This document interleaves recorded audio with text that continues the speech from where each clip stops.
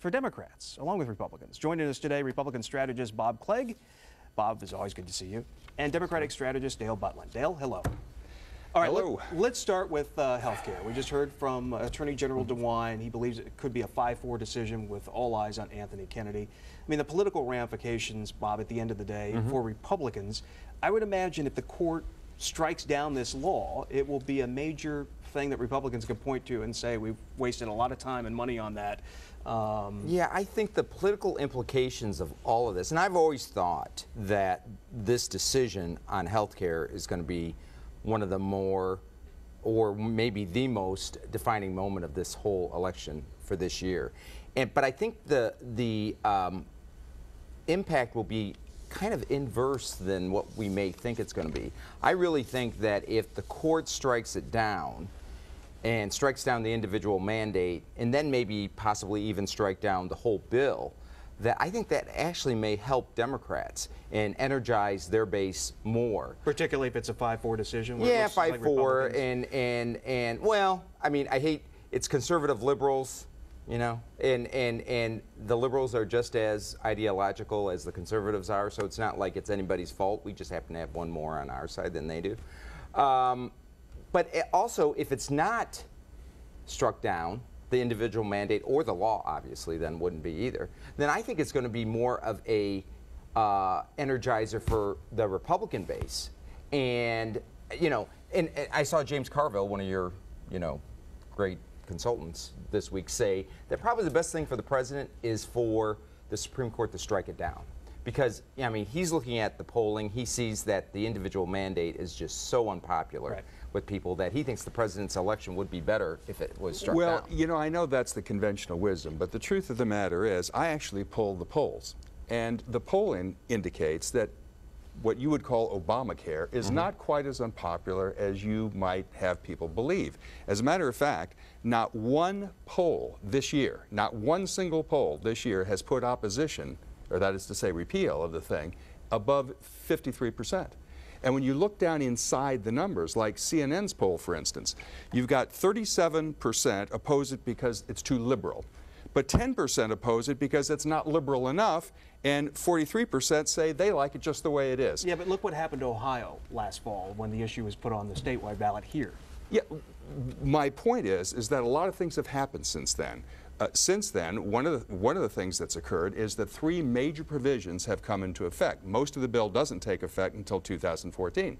But now you can keep kids on your policy until age 26. The donut hole for prescription drug coverage for seniors has been closed that would otherwise cost seniors up to $4,000 a year. And insurance companies can no longer refuse to cover children who have pre-existing conditions. So as more and more of these things come into play, I think the opposition to it begins to recede.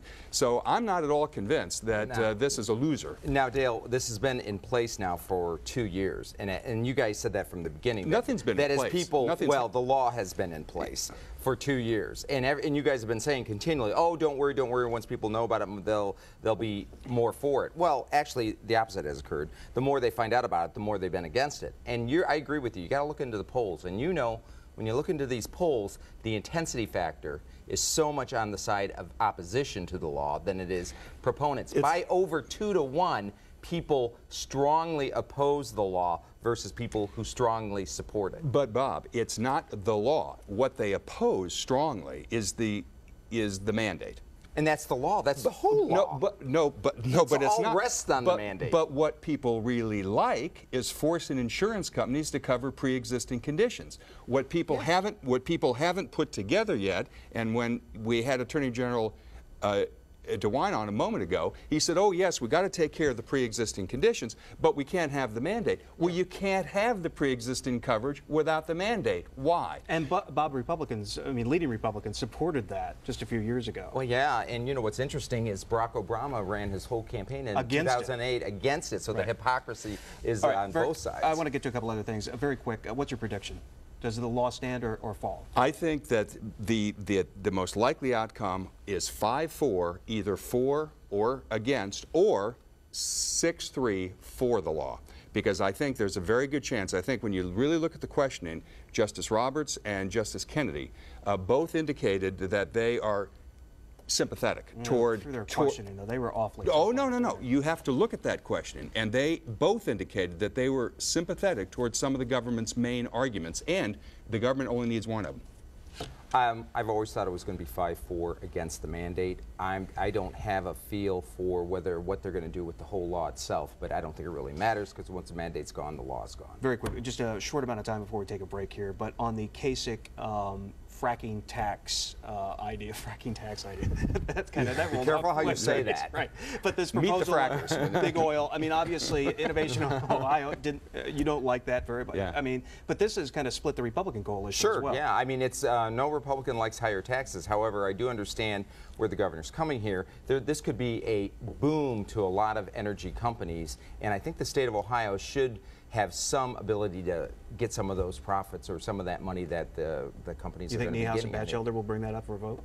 Will it get that far? I think they're going to. I think the governor's going to try like crazy to get them to. So this is going to shock you, but on one point, I do agree with Governor Kasich. That is shocking. That is shocking. The oil Let me write this down. The oil companies, the oil companies are poised to take over $600 billion worth of natural resources out of our state. A lot of the moss packs in Bob's party say, oh, no, we shouldn't have them pay anything at all. The governor says, and I agree with him, this is ridiculous. We need to get, these are natural resources that belong to all Ohioans. We need to get our fair share. The problem is, he still wants to keep our tax, our severance tax, as the second lowest in the nation. And then what he wants to do with the revenue is give Ohioans a tax, and we actually ran the numbers, wants to give Ohioans a tax cut, state tax cut. That will amount in the first year for the average taxpayer earning $45,000 a year, $19. Instead, why don't we have a reasonable frack tax that is equal to that of the state of Texas, take the money and use it to replace many of the funds that were cut from our schools and local governments to give local taxpayers a break. All right, last word about Hey, I would take a tax cut of $19 versus a tax increase of $19. As always. All right, we'll come back and talk about this intra-party fighting that's going on now on both sides in just a moment. Welcome back to Capitol Square. A few comments from Facebook I want to share with you on the potential of a Romney-Rubio ticket. Sherry writes, oh, I bet if Romney asked him to be VP, Rubio would say yes. Romney-Rubio, easier to say than Romney-Portman. Sherry, disagree. See Dan Quayle. Rubio has not been vetted in any way. Rob Portman is the only one who makes sense. Chris comments on the news media, quote, 24 hours so-called news stations need to fill them with something. So they fill them with commentary opinion shows, and over time the people start to confuse watching their favorite entertainer as reporting facts. Chris, totally agree with that. Got to remember, editorial page is very different than the news on the front page. Kevin adds on the same point, Snooki and Kardashian, etc. It's not news. It's disturbing to see these fools take so much time on news broadcasts. I suppose some people have skewed realities. Kevin, you just got me to say Snooki and Kardashian on Capitol Square, so I think you've proven your point, and we won't be doing that again. All right, quickly, on this intra-party feuding, Dale, let me come to you first, because we just heard about Chris Redfern facing a potential challenge on the Democratic side. What's that all about? It's a tempest in a teapot. This is a rump challenge by one union that frankly doesn't have any supports, so far as I can tell, anywhere. The chairman, Chris Redfern, only needs, I think, 33 votes. I think he's got a list of 47 Central Committee members who support him. Senator Sherrod Brown has weighed in, saying he does not want a party fight since he's up for re-election this year. I think this is going nowhere. One of the complaints was that Redfern's running for the legislature at the same time. Yeah. But the Central Committee ultimately has control of that. It sounds like he's in better control than Kevin DeWine is on the Republican side. I don't, you know, Redfern, I'm amazed he's still chairman, period, because he lost every single statewide race back in 2010, and he inserted himself into the whole redistricting equation and ended up screwing over, you know, Dennis Kucinich, and, you know, to set up a district for him to eventually run in, so I could see where he might have a challenger. But success is not really all that important, is it? Because Mr. DeWine won every race last time, and you still want him out. Well, I don't want him out necessarily, but you know the issue is, I mean, it is I'd rather be winning than losing. They are different. You can keep Chris for as long as you want in my book, but it's different in the standpoint. I mean, Redfern, this is the regular election time for Democrats, where this is a coup that's going on the Republican side. If it well, it's a regular time for them too. It's regular time for both. No, but I mean, DeWine is up in January. Well, they have to reorganize after every primary. Both parties do. Yeah, but DeWine's term, though, doesn't end Yeah, until yeah, January. These poll numbers, new one, Quinnipiac, dead even. Well, no, that one has Sherrod Brown 10 points ahead. Yeah. Rasmussen had an even race. What's happening on the Senate side? Senate side, it's going to be a close race. I mean, I don't care, even if you look at the 10-point spread, Josh Mandel is so unknown that he's got the one that's got room to grow. Anytime you're a 40-year incumbent or somebody who's been running for office for 40 years and you can't get above 50% in a statewide ballot, then you got a problem. We have a 50-50 state here. Josh Mandel, we've said it many, many times on this show. This is a guy who was born with a filing fee in his hand. He was not in his present office for 20 minutes before he started running for the next one. He's got no, in fact, he's not even showing up for work at the job he does have now, so why would voters promote him to the next one? But on the Quinnipiac poll, I'd like to look at the other number, the presidential, because what that shows is Obama with fairly, in fact, one of the biggest leads he's had here in Ohio. 6 points. That's a 6-point lead in gigantic. Ohio, a 7-point lead in Florida, and a lead in Pennsylvania. Can't get above 50%. That's the key. Here's the key. If the economy continues to improve, he wins the election. Romney has no rationale for his candidacy. All right, we got to go. We're literally down to 15 seconds. This debate continues on many more times.